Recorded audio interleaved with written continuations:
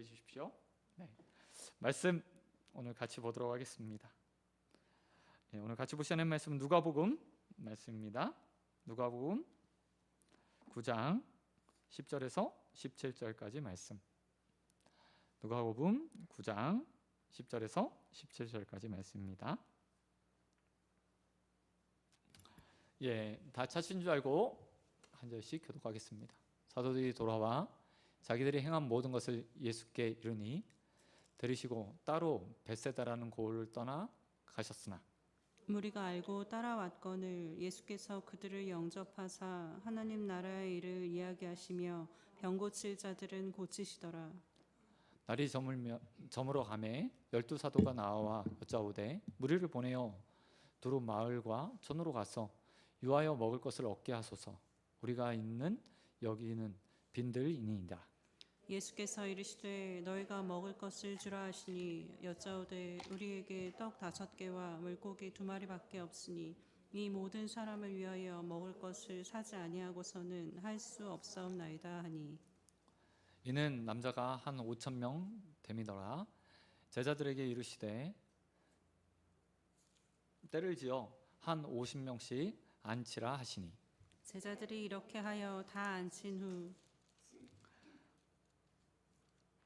예수께서 떡 5개와 물고기 2마리를 가지사 하늘을 우러러 축사하시고 떼어 제자들에게 주어 무리에게 나누어 주게 하시니 먹고 다 배불렀더라. 그 남은 조각을 12바구니에 거두니라. 아멘. 아멘. 오늘 말씀 가지고 순종함으로 예수의 풍성함을 나누는 제자. 순종함으로 예수님의 풍성함을 나누는 제자라는 제목으로 말씀 같이 나누겠습니다. 우리는 지난 시간 예수님의 능력과 권위를 가지고 전도 여행을 나갔던 제자들의 모습을 보았습니다. 예수님은 전도 여행을 나가는 제자들에게 아무것도 가지지 말고 나아가라. 하나님께서 모든 것들을 준비해 놓으셨으니 복음을 들고 전도할 것 그리고 가르칠 것을 가지고 나아가라 라고 말씀하셨습니다. 뿐만 아니라 제자들에게 어떤 집에 유하게 되면 그 상황이 어떻든 형편이 어떻든 하나님께서 주신 그 준비해 놓으신 것들을 감사함으로 받으며 그곳에 유하다가 전도의 사명을 다 마치고 다른 마을로 이동하라고 말씀하시면서 제자들이 전도할 때 온전하게 하나님을 의지하고 또 감사와 기쁨으로 그 일들을 감당해야 된다는 사실을 우리는 들었습니다. 그리고 나서 제자들이 이제 예수님께 돌아왔습니다. 그리고 예수님께 하나하나 그 자기 했던 일들을 보고하게 됩니다. 6절에서 누가복음 9장 6절에서 이야기하는 것처럼 제자들이 마을에 두루 다니며 곳곳에서 복음을 전하고 병 고치는 일들을 했습니다. 아마 제자들은 이것들을 가지고 와서 소식을 가지고 와서 예수님께 이야기하면서 아마 흥분된 마음으로 이야기했을 겁니다. 예수님, 우리가 이런 일들을 했습니다. 이렇게 복음을 전했습니다. 내가 예수님처럼 병든 자에게 손을 얹고 기도했더니 나아갔습니다 라고 말하며 아마 들뜬 마음으로 예수님께 이런저런 이야기를 했을 겁니다. 이런 모든 이야기를 들으신 후에 예수님께서는 이제 제자들과 함께 벳세다라는 곳으로 나아갔다고 이야기하며 오늘 본문을 시작하고 있습니다. 이 벳세다는 베드로와 안드레 그리고 빌립의 고향이었습니다. 보통 고향으로 다시 어떤 일들을 하다가 여정을 하다가 돌아가는 이유는 무엇일까요? 그것은 단 한 가지죠. 쉼을 얻기 위해서예요. 회복 얻기 위해서요. 전도 여행을 마치고 돌아왔던 제자들에게 휴식의 시간을 주시기 위해서 예수님은 벳세다, 베드로의 고향으로 제자들을 다 이끌고 이렇게 나아갔을 것으로 추정할 수 있습니다. 그런데 이 여정이 나아가는 여정이요 일순간에 바뀌게 돼요. 왜냐하면 오늘 본문에서 말한 것처럼 11절에 보니까 무리가 알고 따라왔더라 라는 말을 통해서 벳세다로 가서 제자들과 함께 수고한 제자들에게 쉼을 주고자 했던 예수님의 계획이 다 틀어지게 되는 것을 볼 수 있습니다. 그런데 무리가 찾아왔을 때 예수님의 모습을 보시기 바랍니다. 제자들이 방금 전도여행에서 돌아왔어요. 얼마나 긴 시간 동안 전도 여행을 했는지 본문에 기록하고 있지 않습니다. 하지만 이 마을 저 마을 돌아다녔다고 하니까 최소 며칠 정도의 시간들은 아마 여행을 하고 돌아온 상태였을 겁니다. 많이 탈진하고 피곤했을 거예요. 그럼에도 불구하고 예수님은 무리가 자신을 따라오는 것을 보고 그 가운데 멈춰서 자신의 사역을 또 다시 실행하는 것을 볼 수 있습니다. 어떻게 보면 예수님은요, 마치 일중독자 같은 모습으로 사셨던 것 같아요. 11절에 보면 무리가 찾아오자 예수님이 그들을 영접했다라고 이야기해요. NIV 영어 성경에 보니까 웰컴 환영했다라고 이렇게 표현하고 있더라고요. 그러니까 그들을 보시자마자 예수님의 마음에 이전에 세웠던 목적이 다 사라지고 그들을 위한 사역으로 자신의 마음과 몸과 생각들을 다 바꿔 사역하기 시작했다는 겁니다. 예수님께서 이렇게 하시는 이유가 뭘까요? 제자들도 분명 자신의 사람들이고 그들의 피곤도 다 아실 텐데 왜 이렇게 하셨을까요? 그것은 살아생전에 3년 반이라는 짧은 공생의 이 기간을 마치고 죽게 되는 그 상황이 오기 전에 제자들에게 더 많은 것들을 보여주고 가르쳐 주고 싶었기 때문입니다. 뿐만 아니라 이 땅에 살아가는 그 공생의 기간 동안 하나님께서 예수님께 맡겨주신 그 사명을 충실하게 감당하고 싶었던 마음이 있었던 거예요. 그렇기 때문에 예수님은 자신에게 나오는 자들을 거절하지 않으셨습니다. 거절하지 않으셨어요. 언제나 예수님은 그들을 환영하고 맞아들이고 그 가운데 하나님의 나라와 복음을 위해서 복음을 증거하는 일을 했다는 겁니다. 그리고 이 모습을 통해서 당시의 제자들과 우리에게 말씀하시는 거죠. 이 땅에 예수 그리스도의 제자로 살아가는, 또 복음을 들고 사명을 받고 살아가는 모든 그리스도인들은 하나님의 나라와 그리고 하나님의 생각, 하나님께서 우리에게 맡겨주신 사명들을 붙들고 그 가운데 삶의 우선순위를 언제나 이곳에 두어야 한다라는 사실들을 우리에게 보여주고 계시는 거예요. 제자들을 너무나 잘 알고 계셨고 사랑하셨던 주님이 제자들의 피로감들, 육체의 탈진들을 분명히 알고 계셨을 겁니다. 그래서 예수님의 첫 계획은 벳세다로 가서 그곳에서 제자들을 쉬게 하시는 것을 목적에 두셨어요. 하지만 그것보다 더 급한 영혼들이, 병든 자들이, 하나님의 나라 일을 알지 못하는 자들이 그들에게 나오자 그들을 위해서 그것들을 모든 계획들을 철회하시고 그곳에서 하나님의 나라와 하나님의 나라의 일을 이야기하시고 가르치시고 병 고치는 은사들을 하셨던 것을 볼 수 있습니다. 이 예수님의 모습처럼 저와 여러분의 삶의 중심이 언제나 하나님의 나라, 하나님의 뜻, 의에 있게 되길 우리 주님 예수 그리스도의 이름으로 축원드립니다. 너무 무겁죠? 하지만 그게 하나님께서 우리에게 바라시는 거예요. 그러면 두 번째로 이런 제자들은 이런 예수님의 사역을 눈으로 지켜보면서요 가장 가까이에서 이제 스승의 모습을 배우게 돼요. 그러나 이후에 나타난 제자들의 모습에는 아쉬움들이 그대로 배어나는 것을 볼 수 있습니다. 예수님이 이렇게 영혼을 사랑하시는구나. 무리를 보시면서 목자 없는 양같이 유린하는 그들을 위해서 하나님 나라를 가르치시고 또 병 고쳐주시기를 너무 기뻐하시는구나. 그들은 목격했어요.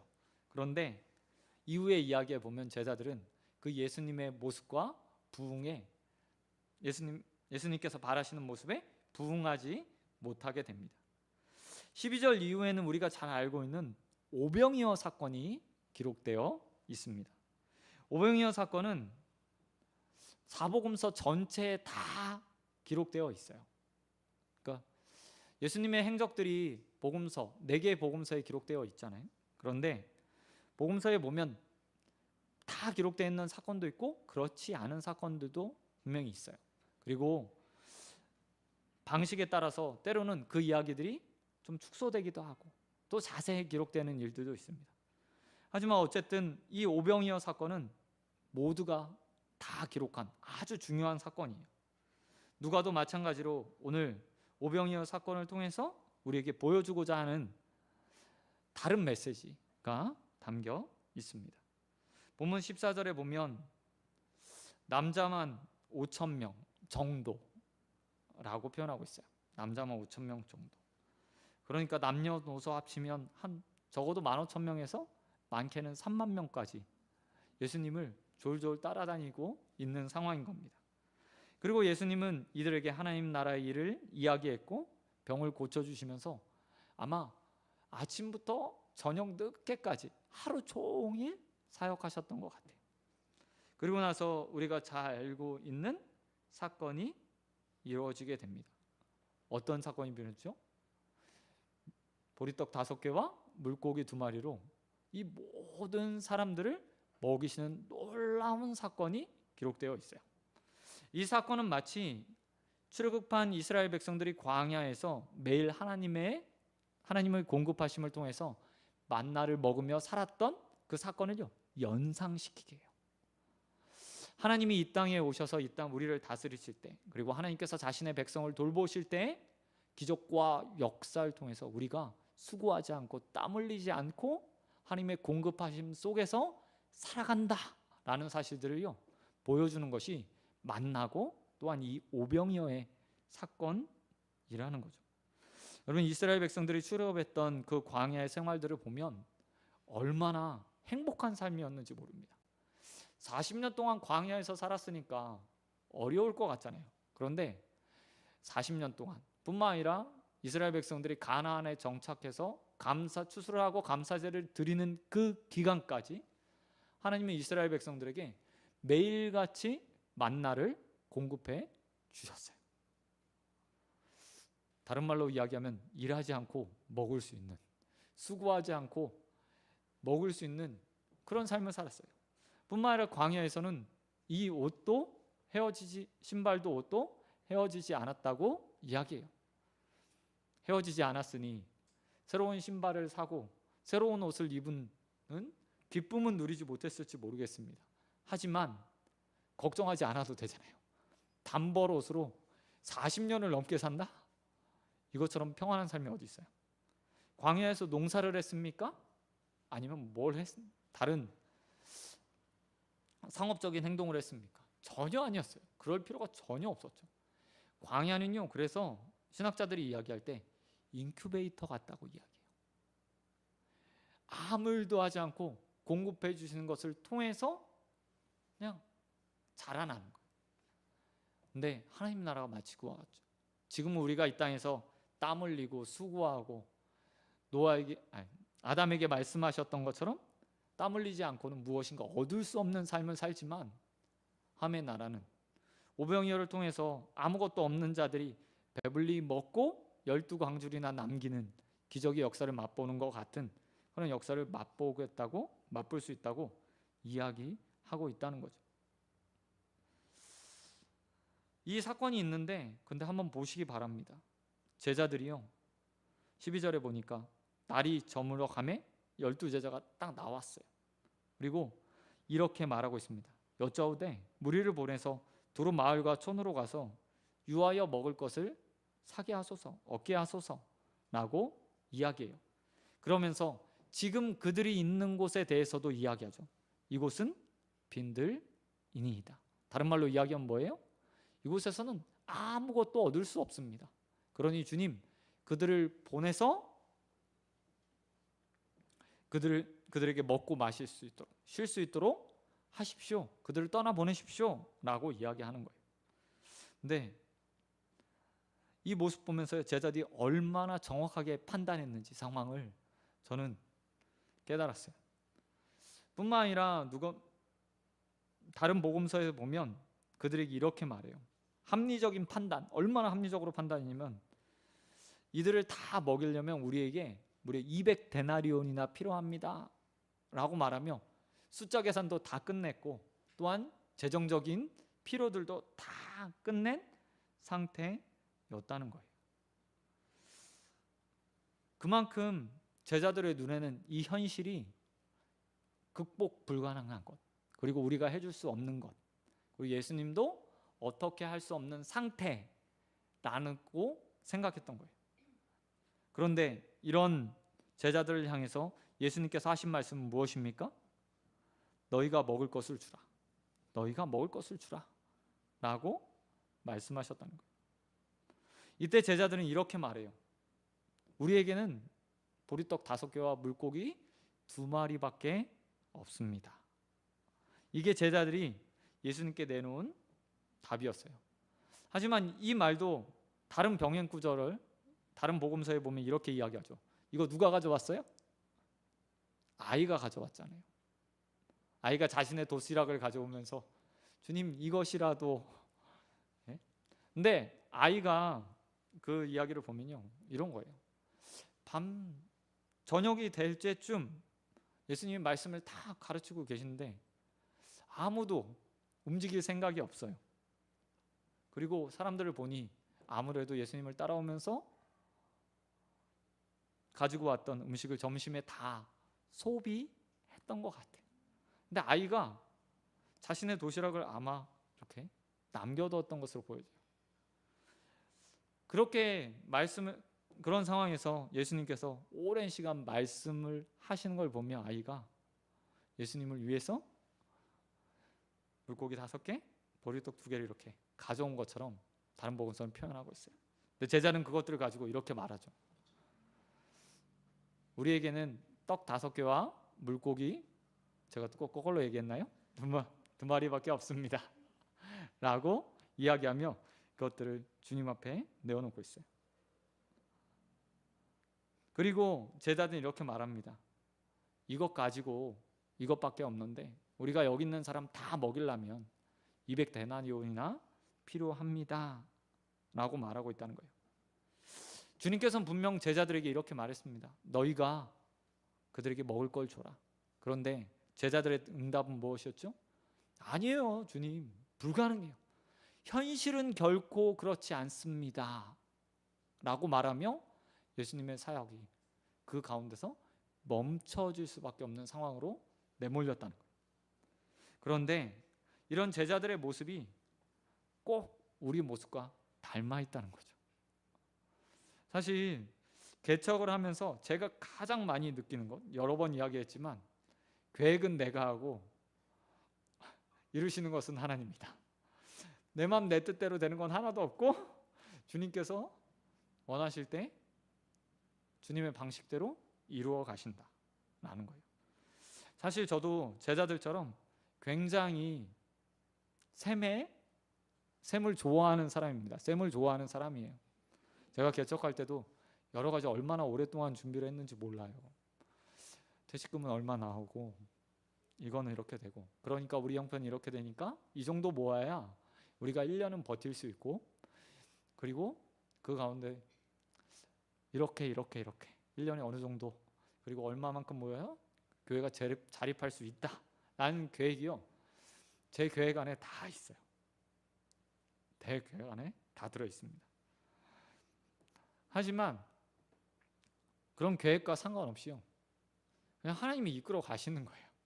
명령하시고 야 이제 됐어. 분명히 하나님 마음 주셨거든요. 이때 개척해야지. 그래서 사임을 덜컥 했죠. 근데 코로나 빵. 코로나 터지면서도 금방 끝나겠지. 이게 뭐 전염병이라는 게 신종 임플란트 때도 그랬고 메르스 때도 그랬고 한 몇 개월 지나면 끝날 거야. 근데 원년 얼마 갔어요? 3년이요. 그래서 파트 2년을 하면서 또 기다렸어요. 그래, 끝나면 바로 한다. 안 끝나는 거예요. 그래서 가정에서 결국 가정교회를 시작했고, 그러면서 교회 예배 드릴 수 있는 예배당을 찾았고, 오랫동안 하면서 여기는 정말 내가 어떻게 하든지 예배 장소로 삼겠다라고 찍어놓은 것도 있어요. 그래서 계속해서 가서 빌려주세요. 얘기했죠. 이 부동산 통해서 안 되면 저 부동산 통해서 얘기하고, 한 그곳을요 정말 한 10군데 부동산을 통해서 계속해서 찔렀어요. 하지만 여전히 돌아오는 답은 교회는 안 돼요.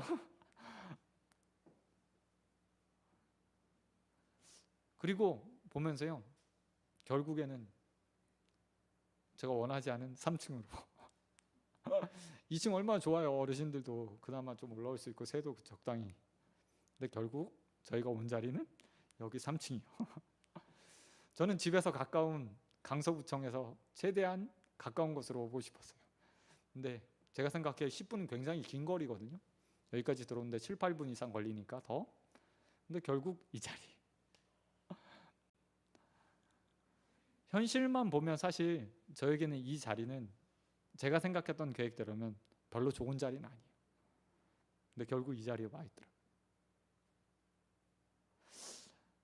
어쩌면 하나님께서 처음부터 더 일찍부터 이 자리를 계획해 놓으셨는지 몰라요. 하지만 제가 재단한 거죠.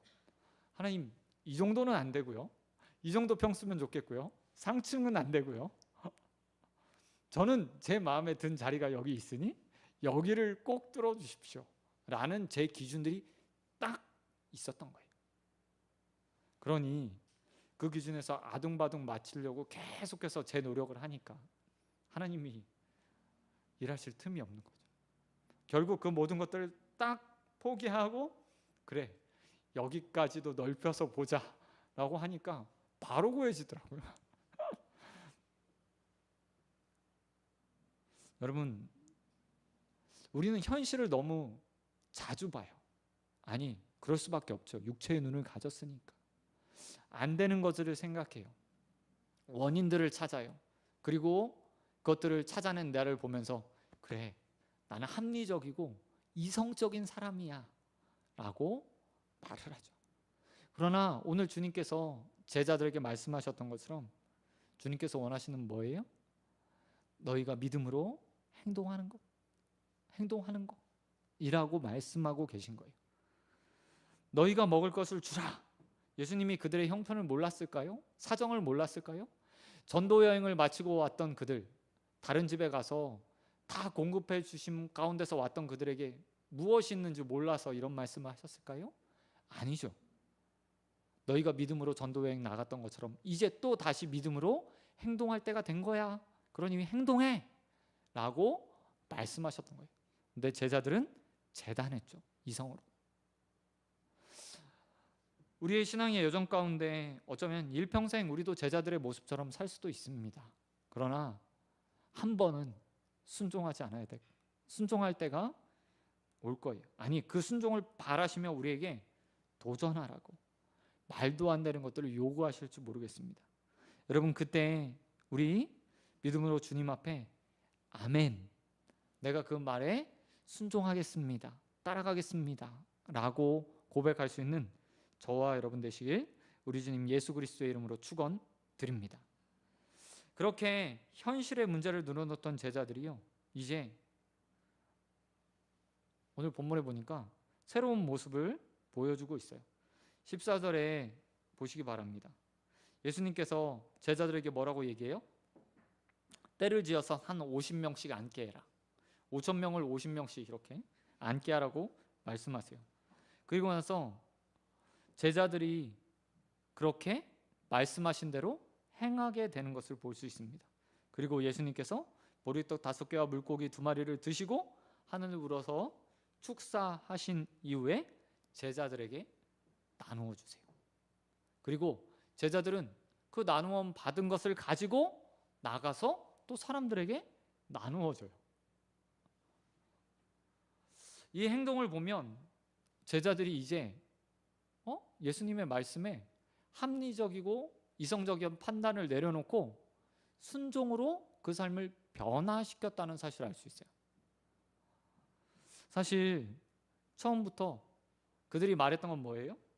마을로 들어가서 그들이 먹을 것을 얻게 하소서라는 합리적인 판단을 내렸어요. 근데 예수님이 그 합리적인 판단에 대해서 다른 방향을 제시하셨어요. 야, 그냥 50명씩 때를 지어서 무리를 지어서 앉게 해라. 그러자 누가는 다른 복음서와 다르게, 마태나 마가복음과 다르게 누가에서는 이렇게 표현하고 있어요. 제자들이 이렇게 하여, 15절에 보니까 제자들이 이렇게 하여 라고 말하고 있다는 거예요. 예수님의 말씀에 그 이성적인 판단을 내려놓고 내가 할 일은 지금 예수님의 말씀대로 그저 그들을 무리지어 앉게 하는 것이다 라고 생각하며 그 말씀을 실행했다라고 이야기해요. 근데 마태와 마가는 어떻게 표현하고 있냐면 예수님이 무리에게 말했고 무리가 알아서 앉은 것처럼 표현을 해요. 누가는 왜 이렇게 표현하는 걸까요? 제자들이 마음이 바뀌었어, 순종하고 있어 라는 것들을 보여주는 거예요. 그리고 나서 두 번째 순종이 이어지는데 이 두 번째 순종은 더 큰 순종이었어요. 예수님이 보리떡 5개와 물고기 2마리를 가지고 축사를 하세요. 그리고 나 떼어 누구에게 주셨어요? 제자들에게 주셨어요. 그리고 나서 제자들이 어떻게 돼요? 또 무리에게 나누어 주었대요. 그러면 최소한 2번의 과정을 거쳐서 지금 온 무리들이 배불리 먹을 수 있었다는 거예요. 첫 번째는 예수님께서 제자들에게 떼어주고 12 제자들이 또 받은 것을 가지고 사람들에게 나눠가면서 계속 떼어 주었다는 거예요.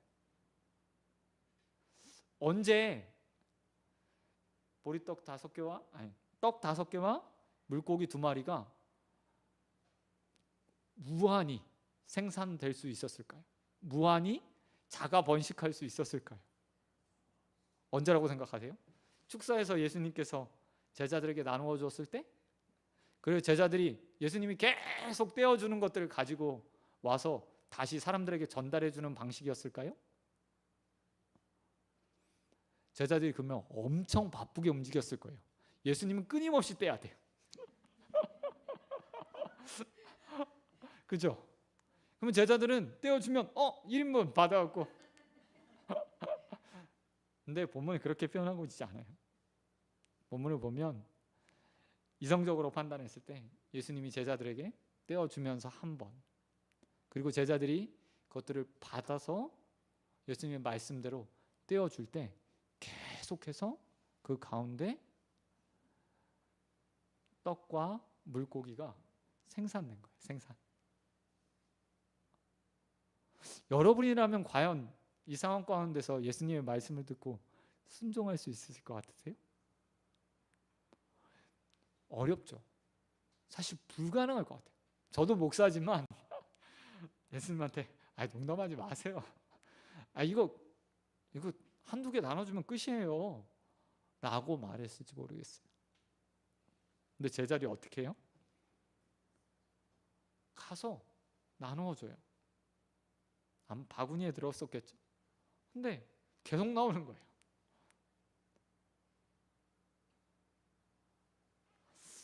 이 모습을 통해서 가장 본문이 이야기하고 싶은 게 이거예요. 누가는 순종이 사람에게 기쁨을 나눠줄 수 있게 한다. 예수님의 복이 너의 순종을 통해서 흘러간다 라는 것을 보여주고 싶은 거죠. 사실 우리는 내가 가진 것, 하나님께서 나에게 주신 것들을 가지고 사람들을 기쁘게 하는 일들 되게 즐거워요. 근데 정작 주님께서 원하시는 것은 예수님을 통해서 공급받은 것이 다시 사람에게 흘러가는 것.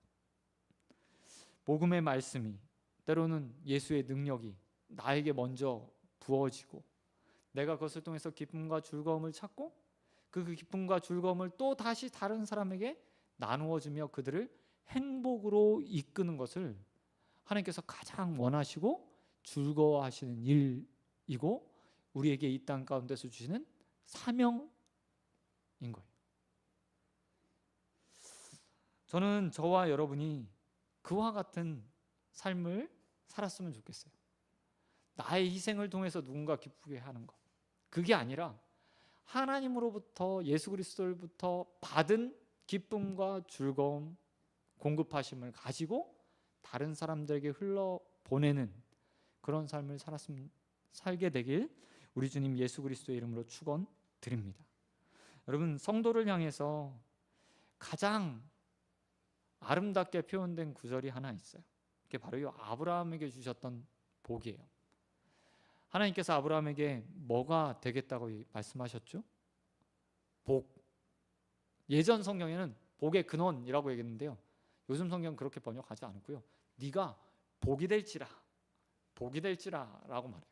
순수하게 복이 될지라라고 이야기하고 있어요.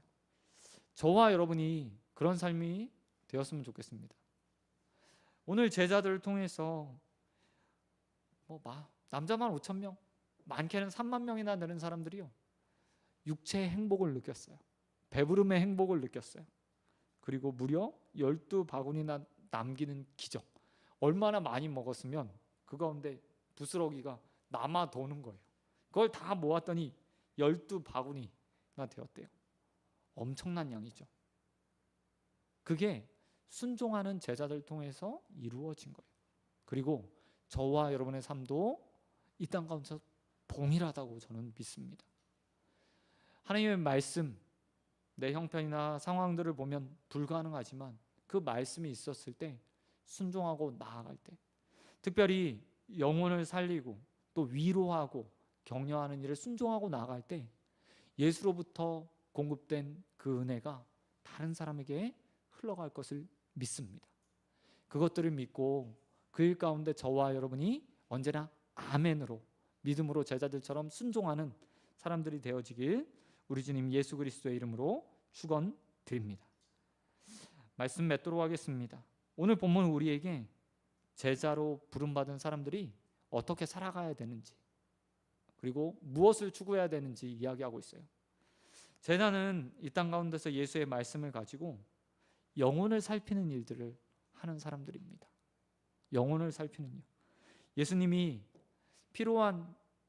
피로에 쪄들어 있던 제자들의 쉼보다 자신을 찾아오는 무리들에게 하나님 말씀을 가르치고 고쳐주는 일에 신경을 더 쓰셨잖아요. 제자들은 그 예수님의 모습을 보면서요, 그 일들을 배워가고 따라가는 사람들이에요. 그리고 우리도 마찬가지예요.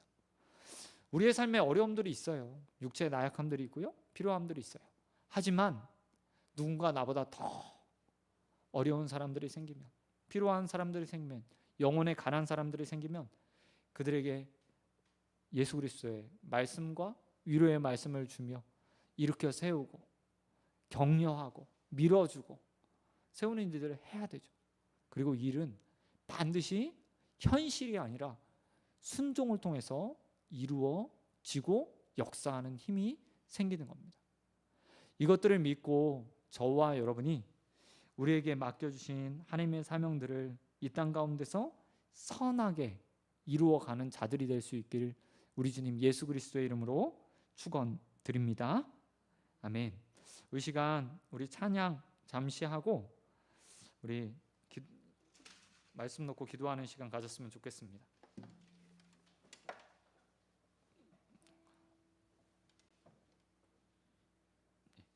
우리 너는 그리스도의 향기라.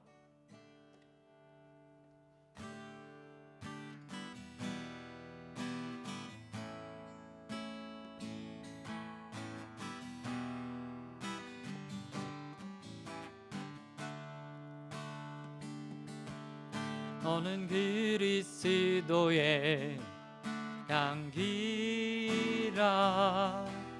너는 그리스도의 편지라.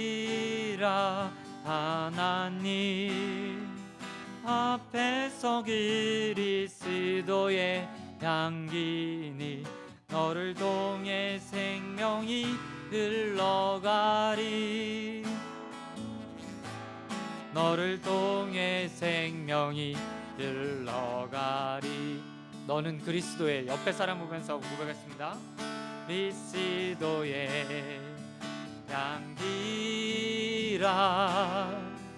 너는 그리스도의 편지라. 하나님 앞에서 그리스도의 향기니 너를 통해 사랑이 흘러가리. 너를 통해 사랑이 흘러가리. 우리 마지막으로 고백하겠습니다. 너는 그리스도의 향기라. 너는 그리스도의 하나님 앞에서 그리스도의 향기니 너를 통해 기쁨이 넘쳐가리. 너를 통해 기쁨이.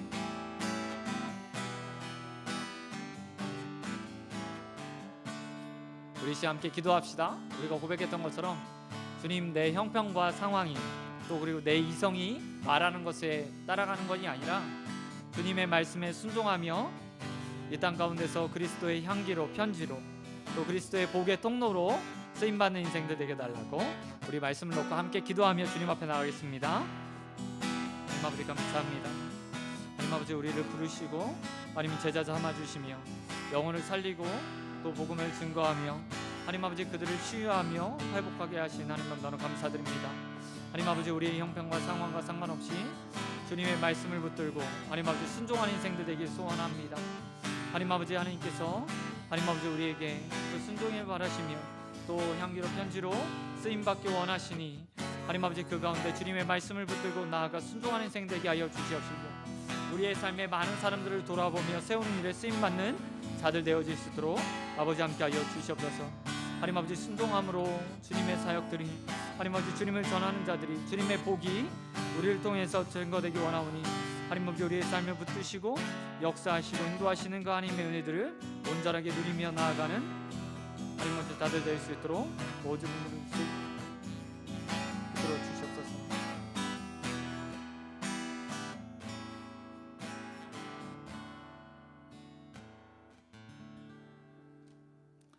하나님 아버지 감사합니다. 하나님, 우리를 복으로 불러주시고 우리를 통해 예수 그리스도의 그 행복들을 나누게 하신 하나님 너무나 감사드립니다.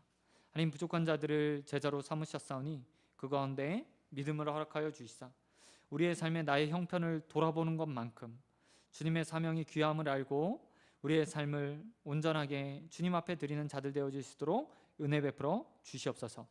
하나님, 때로는 주님께서 우리에게 말씀하시는 것이 우리의 이성과 우리의 생각과 우리의 상식에 벗어나는 일이 있을지라도 그 가운데 순종으로 나아가는 자들 되게 하여 주시옵시고 순종을 통해서 하나님 많은 영혼들을 주님 앞에서 행복을 누리고 기쁨을 누리는 자들로 만들어갈 수 있도록 은혜 베풀어 주시옵소서. 하나님, 또한 다음 한 주간 우리가 세상에 나아가서 그 그리스도의 향기로 편지로 행복을 전하는 자들로 서가기 원하오니 우리 성도들 한 사람 한 사람 붙들어 주시옵시고 누구를 만나던 나의 정체성을 알고 그리스도의 향기로 편지로 살아갈 수 있도록 은혜 베풀어 주시옵소서. 이제는 우리 주 예수 그리스도의 은혜와 한량없는 하나님의 사랑과 성령의 교통하심이 이 땅에 살아가는 동안에 그리스도의 제자로 주님의 복을 전하는 자로 쓰임받기 원하며 헌신하며 작정하는 우리 소원교회 성도들과 또 공예배로 하나님 앞에 나와 예배드리는 모든 자들 위해 영원토록 함께 있을지어다. 아멘. 아멘. 네, 감사합니다. 예배 잘